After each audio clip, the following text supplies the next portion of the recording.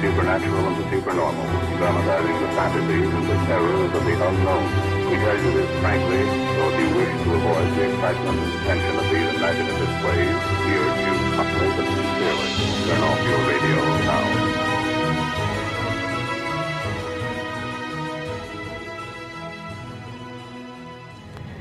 Welcome back to The Horror. Thanks for joining me again this Wednesday.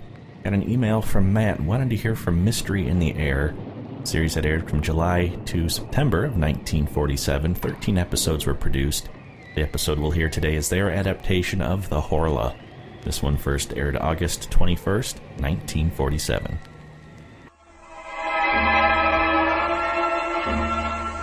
Mystery in the Air, starring Peter Lorre, presented by Camel Cigarettes.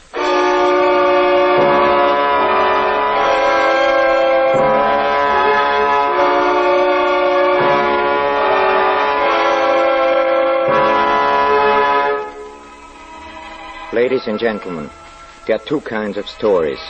Those you can take to bed with you and they relax you and put your mind at ease. And then there's the other kind. And our story tonight is the other kind.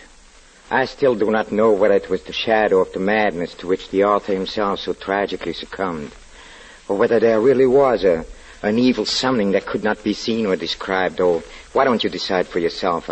I'm simply going to tell you the facts in a case as set forth by Guy de Maupassant in his immortal story, The Horla.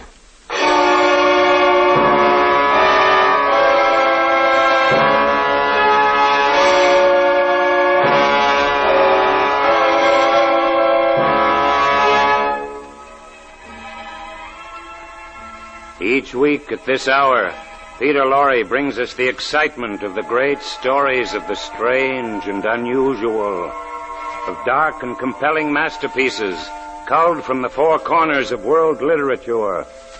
Tonight, The Horla by de Maupassant.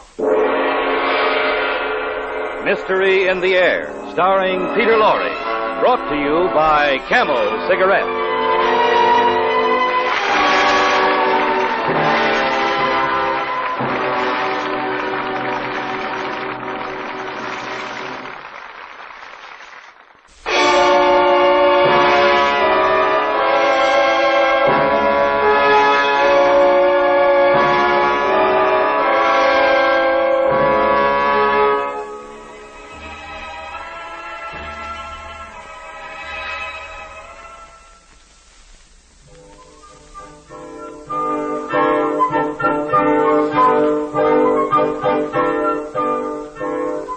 May 8, 1889. Oh, what a lovely day it was. I spent all the morning lying in the grass in front of my house, the house in which I was born and grew up. Oh, it's a wonderful house, and I love it. From my windows I can see our great river, the Seine, which flows along the side of my garden, yes. The great, wide Seine, which goes to Rouen and Le Havre and is covered by boats passing to and fro. Yes, down to the left lies Rouen, and the whole city dominated by the spire of the cathedral and full of bells which sound through the air on fine days, even as far as my home.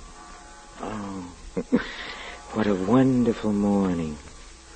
I was almost sorry when Marie, she's my housemaid, you know, when she interrupted me. Your luncheon is ready, monsieur? Oh, thank you, Marie, but, you know, it seems a pity to go in a house. Say, do you like it here, Marie? Oh, yes, sir. I like it very much. Yeah. I love to watch the boats go by on the Seine. Well, you do, huh? So do I. See that one? That big schooner, and it's being pulled by... Look, what a little tug. Oh, look, it's no bigger than a fly. Isn't it beautiful? So clean and white and Yes, shiny. all white, yes, and she's a three-master, you know. Brazilian, I think, yes. Yes, I can see the flag. It is Brazilian. Oh, she's had a long journey from South America to pass my house. You love this place very much, don't you, monsieur? Yes, Marie, I love it. I can feel those deep roots which attach a man to the soil on which his ancestors were born and died, and to the villages, yes, to the atmosphere itself. You don't know what I'm talking about, do you, Marie? No, sir. No. But I do know that if you don't come into the house soon, your luncheon will be cold. All right, Marie, I'll come in.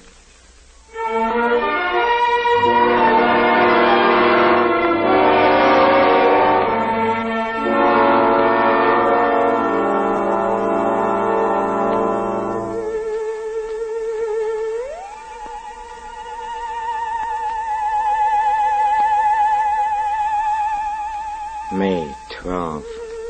For some reason, I've had a slight feverish attack the last few days, and I feel low-spirited and ill. I have continually a horrible feeling of impending danger, an apprehension of some coming misfortune or of approaching death. I've never experienced anything like this before. If it continues, I think I'll have to see my doctor.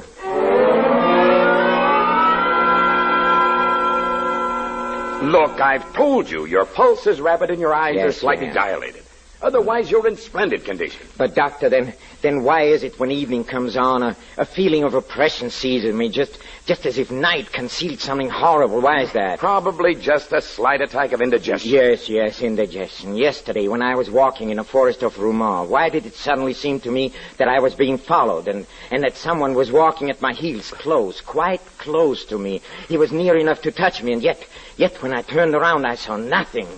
Nothing behind me but the path between the tall trees. Horribly empty. Can you explain that by indigestion, can you, huh? Well, here's a bromide. If you'll take it and several cold showers daily, I'm sure your fears will vanish. Yes, I'm And sure. you'll be able to sleep without any further trouble. All right, Doctor. Thank you very much.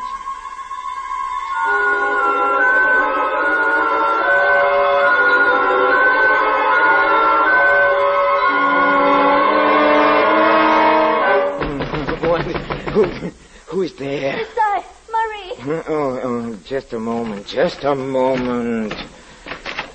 Yes? Are you all right? What You're is it, screaming Marie? and calling out. I'm sorry, Wake the I must have been servants. here having a nightmare, Marie. Look, Who's if you that? dreamed that someone was looking at you and touching you and taking your neck in his hands and squeezing with all his might in order to strangle you, don't you think you would cry out too, huh? Oh, yes, sir, I'm sure Well, I you should. see, all right. Just tell the other servants I shall try to be more quiet. Yes, sir.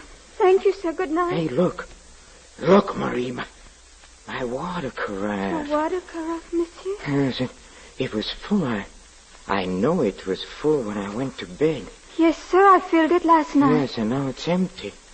I haven't touched it, and it's empty. Yes, sir. Somebody has drunk the water.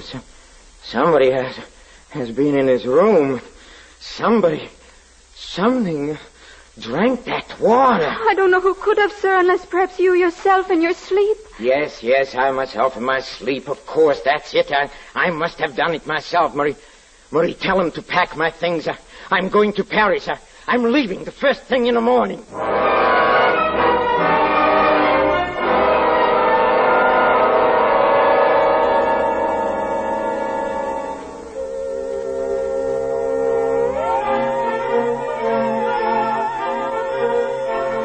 July 12th. Paris.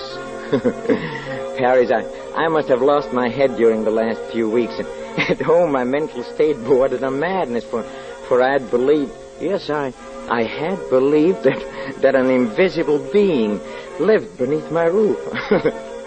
How stupid, how perfectly ridiculous it all seems now, yes.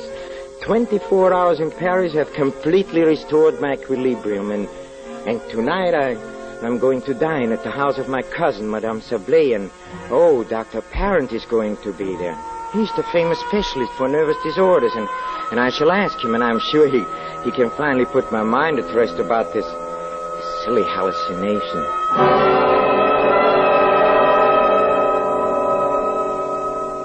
Well, Dr. Pound, I've been wanting to ask you, have you ever known of a case where a person feels that he is, how shall I put it, and not entirely in command of his soul? It is curious that you should ask me that. Why is it curious? Because now, only now in 1889, Yes? after all these years, we are on the verge of discovering one of the most important secrets of nature. What is that? Ever since man has thought, he has felt himself close to a mystery which has been impenetrable to his gross and imperfect senses. Yes. Whatever are you talking about, Dr. Parent? Apparitions, my dear Madame Sablé. Invisible spirits. Oh, you doctors. You're always being mysterious. Oh, not at all. For more than a century now, men seem to have had a presentiment of something new. Yes?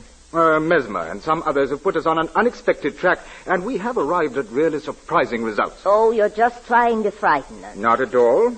If you think so, would you like me to try to send you to sleep, madame? It would be a novel experience.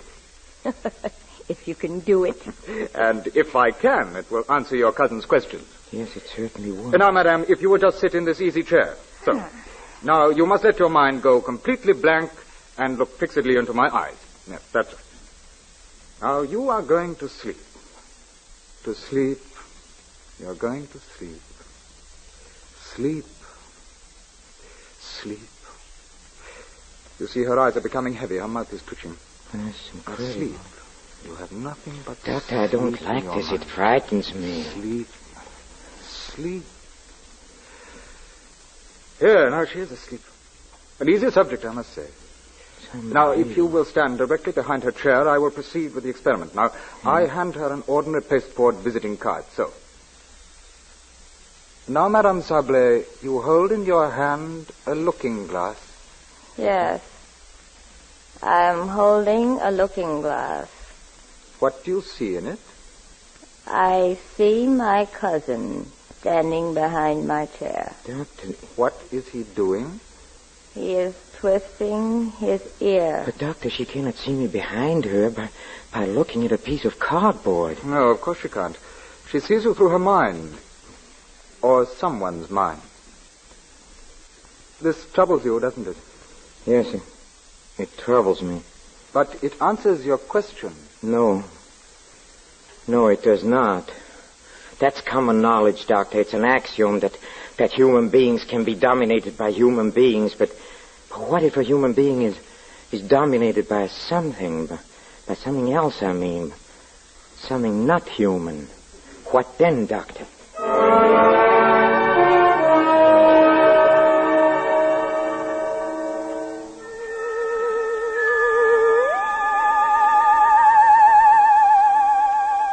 August 6th. I'm back at home. Yes, now I know it's useless to struggle. Useless. Somebody possesses my soul and dominates it. Somebody orders all my acts, all my thoughts. I'm nothing except his slave and a terrified spectator of all I do. Yes, but who is he, this invisible being that rules me, this unknowable spirit, this rover of a supernatural race?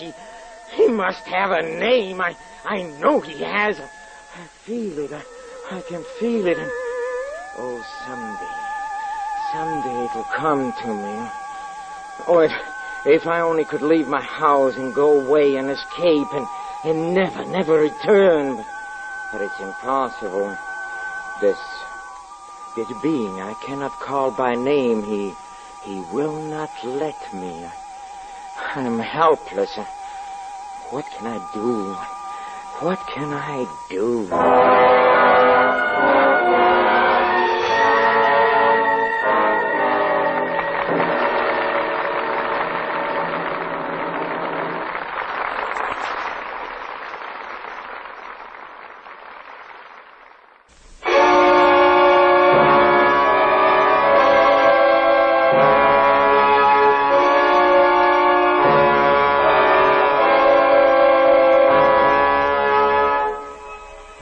Now back to de Maupassant's terrifying story of a man obsessed by the idea that he is dominated by an invisible being. Fear is ruining his life. The suspicion that he is no longer master of his own actions, even of his own soul. is rapidly becoming a certainty. It's only 2 o'clock, and the whole night is before me. Oh, how still it is. And the stars, how bright they are. Who inhabits those faraway regions, and what do they know that we do not know? Will not one of them someday appear on our earth to conquer it? We are so weak, so defenseless, and... What was that? I heard the rustle of paper. Yet there's no wind. Absolutely no wind. There. It's that book, yes, the one on the table under the lamp. It's incredible. The page has turned. The page lifted itself up and fell down upon the others as if a finger had turned it over. My armchair appears empty, but no, it isn't. No, he's there. I know he is. Sitting in my place. He's reading. I can't stand it any longer. I'll grasp him and... He ran away. He ran away before I could reach him. He ran away and the window closed after him. He's afraid of me. He's afraid of me. What do you call yourself, you evil shade? Whatever it is, someday I'll catch you and crush you. Here, come in here. What? We heard the noise and we wondered. Another nightmare, monsieur. No, it's not a nightmare. I was awake. Tell me, Marie, do you believe in invisible things? Invisible? Yes, invisible beings that dominate you. Well, I read an article about that in the paper today. What did it say? That somewhere in Brazil, I think, people are frightened, leaving their houses, saying they're pursued by invisible beings which feed on their life while they're asleep. Yeah? Like vampires, you know. Marie, that is where he came from. Oh, monsieur. Don't you remember the day we saw that little tug pulling that big Brazilian schooner up the river? Yes. Remember, she looked so white, all white, and he was on board. Yes, he came from there where his race originated, and he saw me, and he saw my white house, and he sprang from the ship. Oh, now I understand. Don't you? Don't you? No, monsieur, I don't. No, you couldn't. It's all right, Marie. Go to bed. There's nothing wrong. Don't worry anymore. Go back to sleep. Go.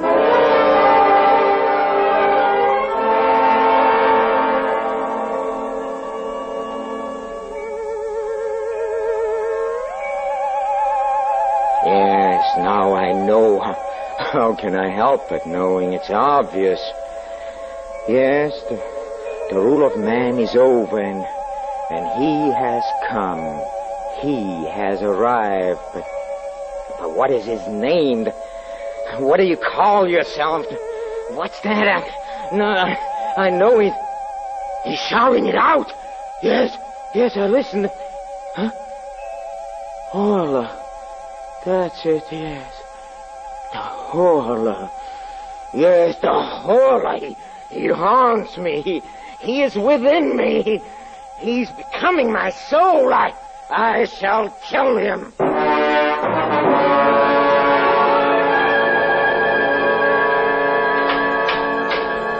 There, monsieur. What? The iron shutters on the windows and door complete. All right. Know why anybody wants half-inch iron shutters in their bedroom is more than I can see. Well, at least it'll keep everything I out. don't want to keep things out. I want to keep something in. Never mind. If you're finished, you take your tools and go. My housekeeper will pay you. Yes, monsieur. Good day, monsieur. Good day.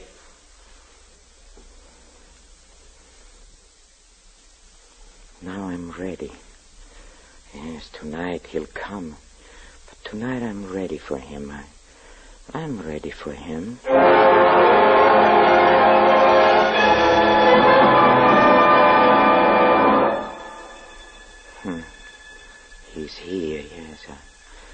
feel it. At last he's here, but I don't want to alarm him. I'll casually close the iron shutter, so casually, as if I'm preparing for bed. And now I'll start to close the iron doors, as if I'm shutting myself in for the night. But instead of shutting myself in, I'll shut myself out. Yes, it's Donnie. He's inside. He cannot escape. Downstairs, yes, as fast as I can run. Oh, good, the lamp is still burning. Oh, yes, fire, that'll dispose of him. Fire. Oh, see, the house is dry as tinder. Won't take long. See, the flames are reaching the ceiling already. I'd better get out before I burn myself up, too. Here, I can watch from here. How slow the house is burning. Don't you suppose? No, there, yes. A tongue of flame licking out on the top of the window. And another, and another. See it burn. My house, my beautiful house. Oh, but it's more beautiful. It's now in flames because he's inside. And he'll burn too, yes, and I'll be free. Free of the Horla forever. Fire! The house is on fire! Yes. Get some water, somebody! Yes, it's burning. Let it burn. Oh, now the whole place is in flames. Nothing can stop it. That's Marie, the servants in the garage. They'll be killed. Here, stand back, all of you. The roof's going to cave in. Look. Oh, the poor devils, we got to get some help. Yes. Get them out of there. It's lighting up the whole countryside. A monstrous, beautiful funeral pyre. And he's burning too. My prisoner, that new being, that new master, the Horla. The roof has fallen in. The roof has fallen in.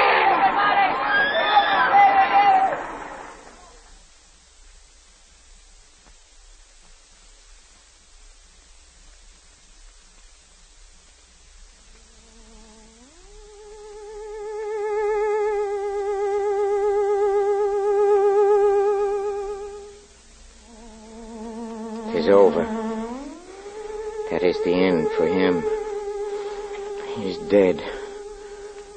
Yes, but is he dead? No. A spirit would never fear premature destruction. Only we fear it. All our human terror springs from that, and well, then after man, what? The Horla, yes. After us, who can die any day by any accident, comes he who can die only at his own proper hour, because he has touched the limits of his existence. No, he is not dead. Well, what can I do? What can I do? Oh, there's one thing I can do. I can destroy myself. Yes, I must destroy myself. I'm going to destroy myself. Destroy, yes, let me go. Yes, I know I'm Peter Lorre. I know it's a story. I know it's by the Maupassant, yes. I know it's Thursday night, and we are on the air, but it's the Horla.